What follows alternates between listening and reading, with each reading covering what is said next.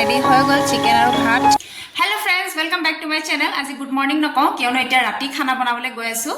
আৰু আজি মই বনাবলৈ গৈ আছোঁ কলডিলৰ লগত মাংস। এইফালে এয়া কলডিল আৰু মাংস লৈ লৈছোঁ, মানে ব্ৰইলাৰ মাংস। তেনেহ'লে বলক ষ্টাৰ্ট কৰোঁ বনাবলৈ কাৰণে।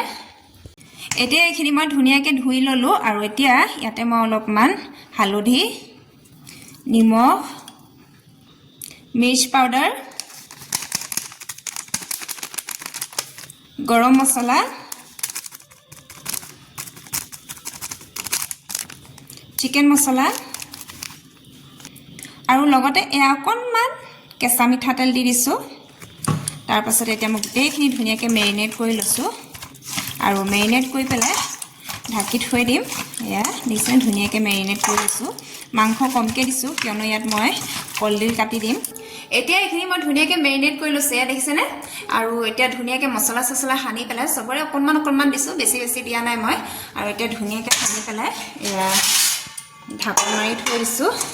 আৰু এতিয়া মই নবনাওঁ, অলপমান পাছতহে বনাম। এতিয়া মানে বেটাক পঢ়াই লওঁগৈ, যিহেতু এতিয়া এক্সাম আহি আছে, সেইটো কাৰণে হোমৱৰ্কবিলাকো কৰাই লওঁগৈ আৰু লগতে অকণমান ৰিভিজনো কৰাই লওঁ। তাৰপিছতে আকৌ বনাবলৈ আহি আছোঁ।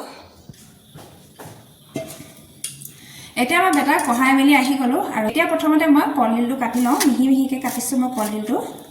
আৰু গোটেই কলডিলটো মই নাকাটোঁ, গোটেই কলডিলটো মোৰ দৰকাৰ নাই, আধাটো কাটিলেই হৈ যাব। এয়া দেখিছেনে, মিহি মিহিকৈ কাটি লৈছোঁ।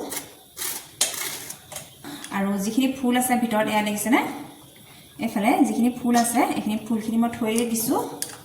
আৰু এয়া গোটেইকেইটা ফুলখিনি মানে গোটেইকেইটা ফুলবিলাক থৈ দিছোঁ মই, এয়া দেখিছেনে এনেকৈ।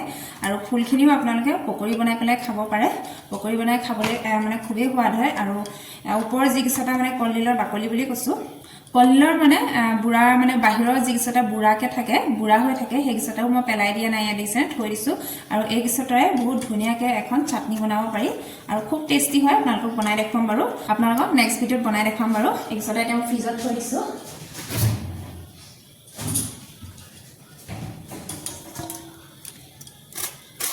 ফটাফট কাটি লওঁ কলডিলটো।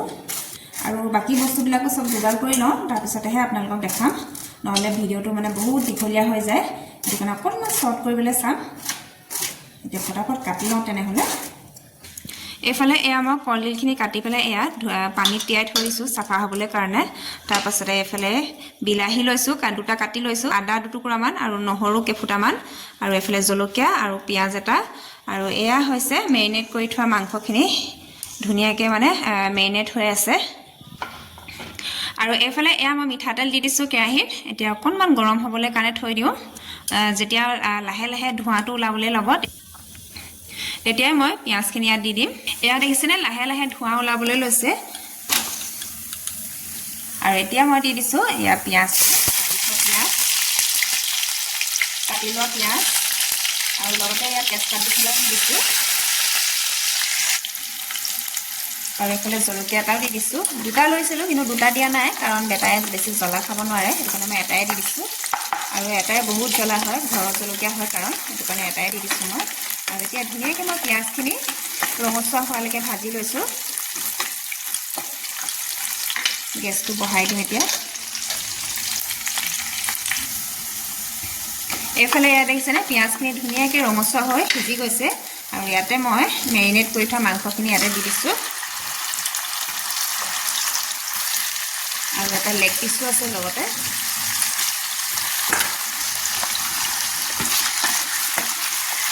এতিয়া ধুনীয়াকৈ মই মাংসখিনি তেলত সিজাই লৈছোঁ, মানে ফ্ৰাই কৰি লওঁ।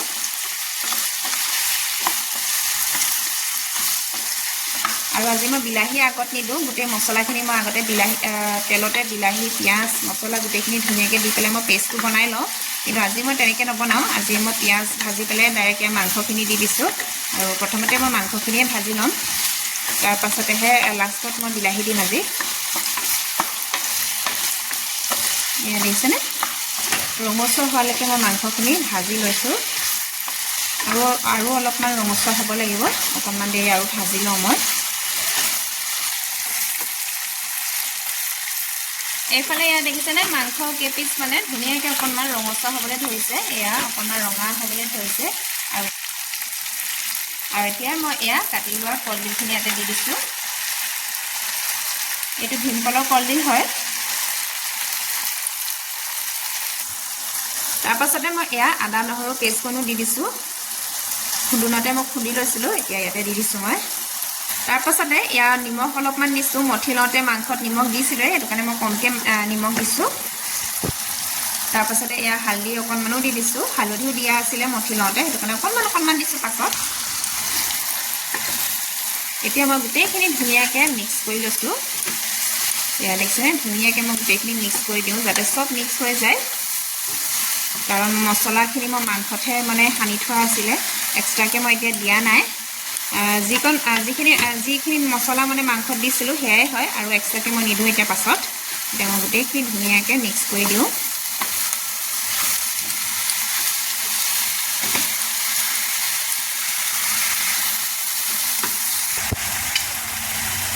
আৰু ইয়াতে মই আলু দুটাও দি দিছোঁ, মিডিয়াম চাইজ আলু দুটা দি দিছোঁ।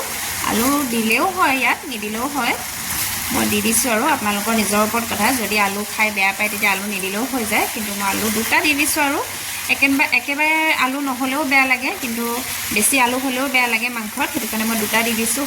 সৰু চাই আলু দুটা দি দিছোঁ। এতিয়া মই ইয়াত ঢাকনখন লগাই দিছোঁ। তাৰপিছতে গেছৰ ফ্লেমটো ল' কৰি দিছোঁ, অকণমান ল' ফ্লেমতে সিজিব দিওঁ। এতিয়া মই ইয়াত ঢাকনটো খুলি পেলাই চাই লৈছোঁ মাংসখিনি কিমান সিজা হ'ল। ইয়াত দেখিছেনে, মাংসখিনি ধুনীয়াকৈ ৰঙচুৱাকৈ সিজা হৈ গৈছে, লগতে কলডিলখিনিও সিজি গৈছে, ইয়াত দেখিছেনে। আৰু এতিয়া মই ইয়াতে অকণমান গৰম পানী দি দিছোঁ গ্ৰেভি হ'বলৈ কাৰণে। আৰু এতিয়া ধুনীয়াকৈ উতল আহক,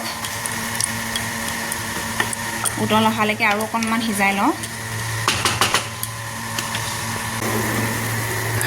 এইফালে এয়া দেখিছেনে, মাংসখিনি উতলিবলৈ লৈছে। আৰু এতিয়াই মই এয়া বিলাহী দি দিছোঁ, ইয়াতে দুটা বিলাহী দিছোঁ।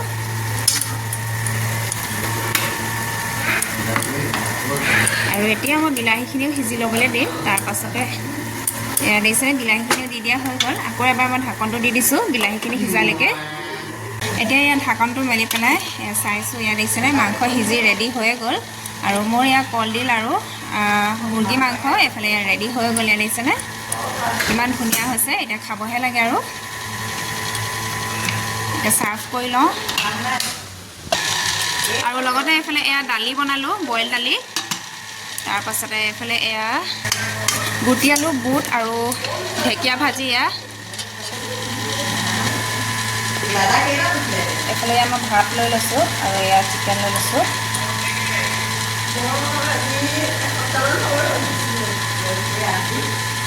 এইফালে এয়া মোৰ থালি ৰেডি হৈ গ'ল, চিকেন আৰু ভাত। এতিয়া খাই লওঁ তেনেহ'লে। খাই বৈ এতিয়া আজৰি হ'লোঁ। আৰু আজি ভিডিঅ'টো কেনেকুৱা লাগিলে কমেণ্ট কৰি জনাব বুলি আশা কৰিলোঁ। আৰু যদিহে ভাল লাগিলে লাইক শ্বেয়াৰ কৰিব। আৰু লগতে যদি মোৰ চেনেলত নতুনকৈ আহিছে তেনেহ'লে ছাবস্ক্ৰাইব কৰি দিব। কাইলৈ আকৌ নতুন এটা ধামাকা ভিডিঅ' লৈ আহি আছোঁ। আজিৰ কাৰণে তেনেহ'লে বাই বাই।